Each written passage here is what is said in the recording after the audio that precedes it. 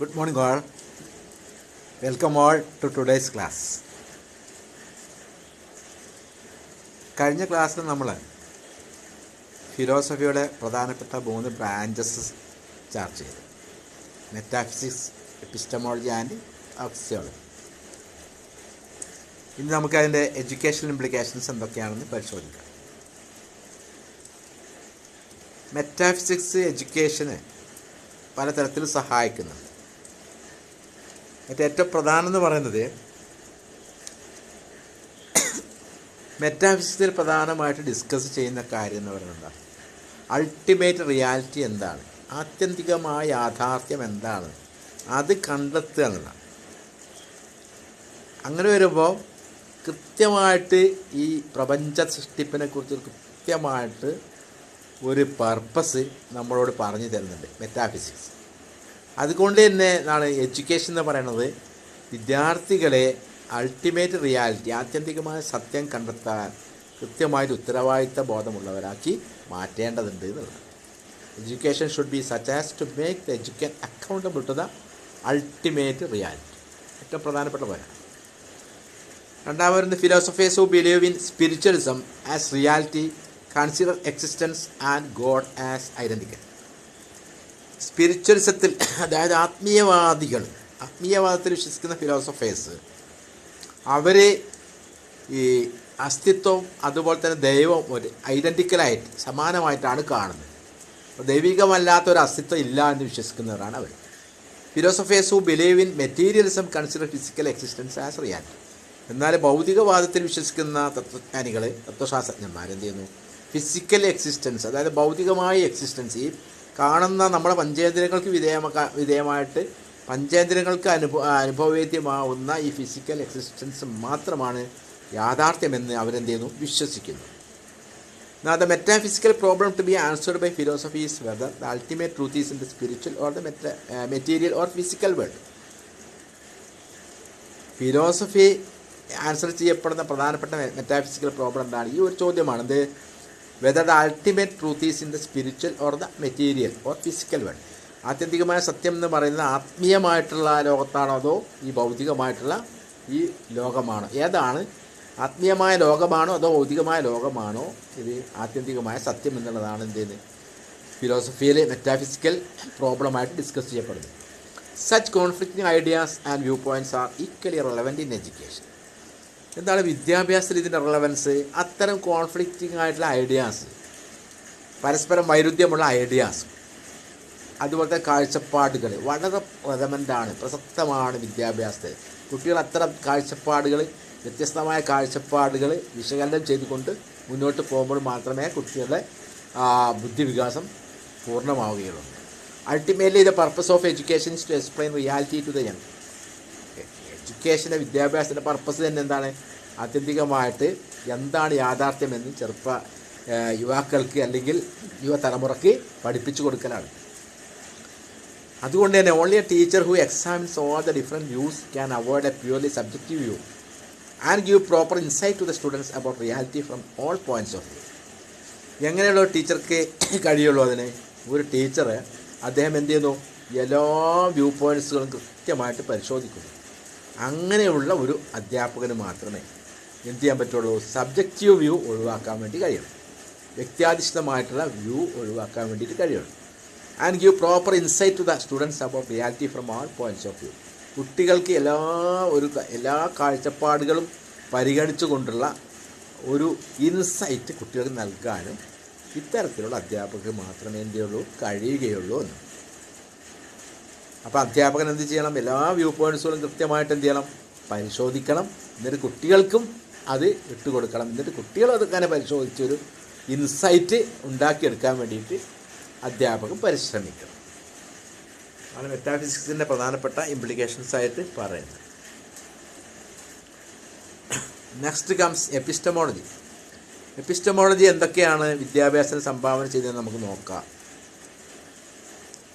It tells us what knowledge should be given to students and how. നമ്മൾ നേരത്തെ discuss ചെയ്തു. What knowledge should be given to students and how. എത്തരത്തിലുള്ള നോളജാണ് കുട്ടികൾക്ക് നൽകേണ്ടത്, എങ്ങനെ നൽകണം എന്നാണല്ലോ. അതുപോലെ it tells what type of knowledge should be given to students at a particular stage of life. ജീവിതത്തിൻ്റെ പ്രത്യേക സ്റ്റേജിൽ ഏത് തരത്തിലുള്ള നോളജ് കൊടുക്കണം അതും എപ്പിസ്റ്റമോളജി ചർച്ച ചെയ്യുന്നുണ്ട്. നമ്മൾ പഠിച്ചിട്ടുണ്ടല്ലോ സൈക്കോളജിയിൽ സ്റ്റേജസ് അല്ലേ, stages of development, infancy, early childhood, later childhood, adolescence, adulthood ഒക്കെ പഠിച്ചിട്ടുണ്ടല്ലോ. ഈ ഓരോ സ്റ്റേജിലും ഏത് തരത്തിലുള്ള നോളജാണ് വ്യക്തികൾക്ക് നൽകേണ്ടത് എന്നുള്ളതും ഡിസ്കസ് ചെയ്യപ്പെടുന്നു. അതുപോലെ it tells us how various concepts of knowledge should be organized for students so that it may become meaningful to them. വ്യത്യസ്തമായ ആശയങ്ങൾ, അറിവിൻ്റെ ആശയങ്ങളെ എങ്ങനെ സംഘടിപ്പിക്കണം, അതിൻ്റെ സംഘാടന എങ്ങനെ ആയിരിക്കണം കുട്ടികൾക്ക് സംഘടിപ്പിച്ച് കൊടുക്കേണ്ടത്, ഇതിനു വേണ്ടിയിട്ട് അത് മീനിങ് ആവാൻ വേണ്ടിയിട്ട് അർത്ഥവത്തായിരിക്കണം പഠനം.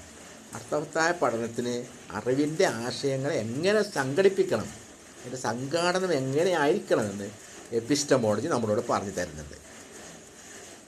The naturalists believe in the knowledge gained through senses and the idealists believe in the knowledge gained through spiritual experience. നമ്മളിപ്പോൾ നാച്ചുറലിസം ഐഡിയലിസം ഒക്കെ പഠിച്ചാണല്ലോ. ഇപ്പോൾ നാച്ചുറലിസത്തിൽ വിശ്വസിക്കുന്ന തത്വജ്ഞാനികൾ അവർ എന്താ പറയുന്നത്, പഞ്ചേന്ദ്രിയങ്ങൾക്ക് അനുഭവവേദ്യമായത് മാത്രമാണ് അറിവെന്ന. കണ്ണ്, മൂക്ക്, നാക്ക്, ചെവി, തൊക്ക് ഗേറ്റ് വേസ് ഓഫ് നോളജ് ആണല്ലോ. Census R gate ways of knowledge നമ്മൾ പഠിച്ചാൽ.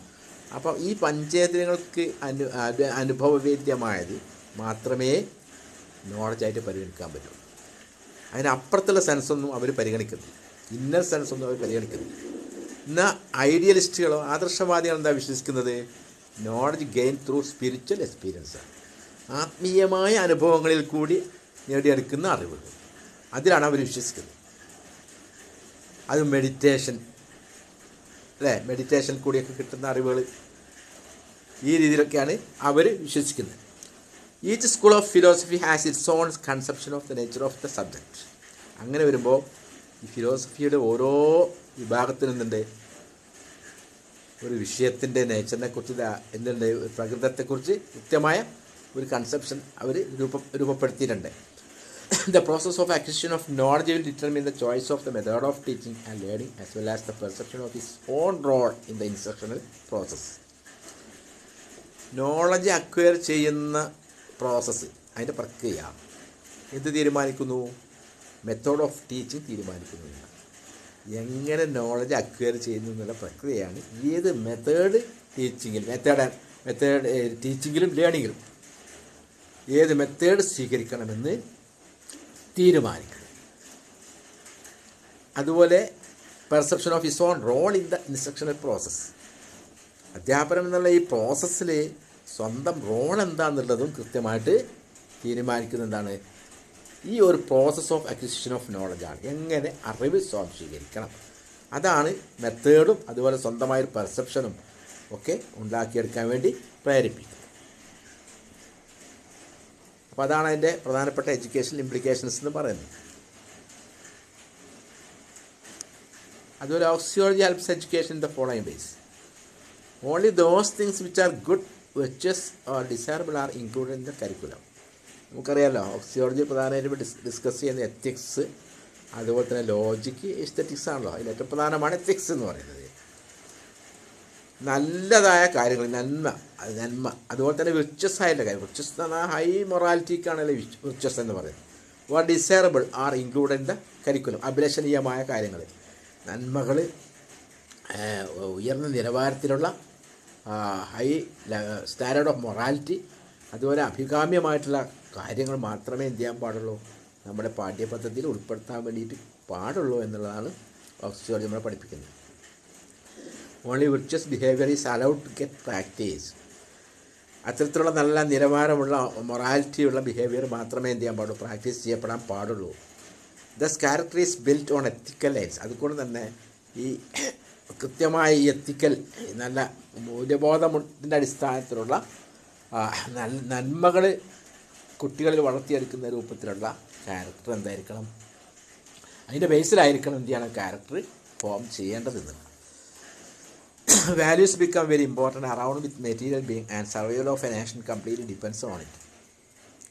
വാല്യൂസ് എന്ന് പറയുന്നത് മൂല്യങ്ങൾ എന്ന് പറയുന്നത് വളരെ പ്രധാനമാണ് ഈ മെറ്റീരിയൽ ലോകത്ത്.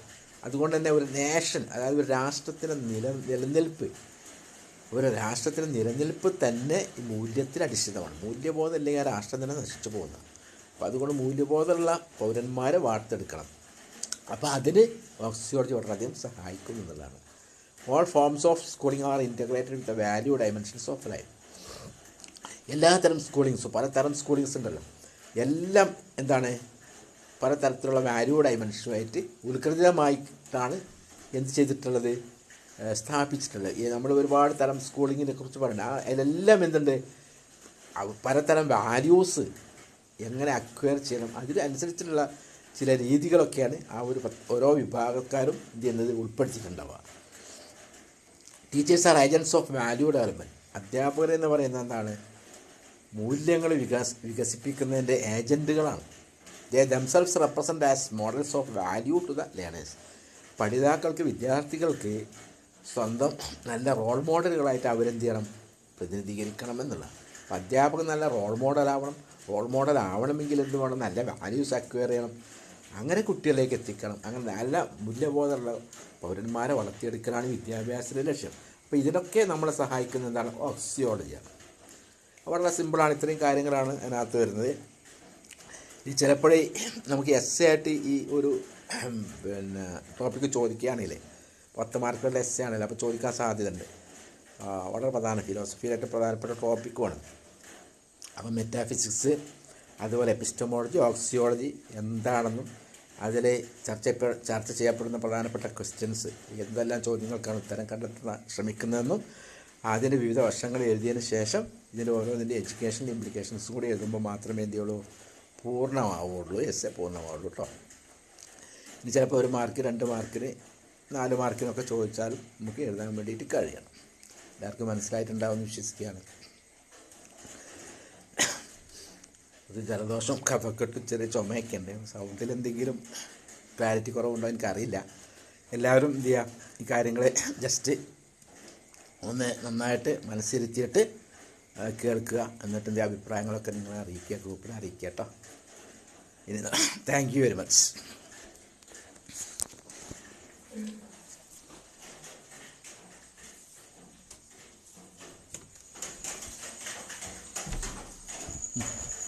ക്ലോസ് ചെയ്തില്ല, അല്ല ഞാൻ ചെയ്തോളാം.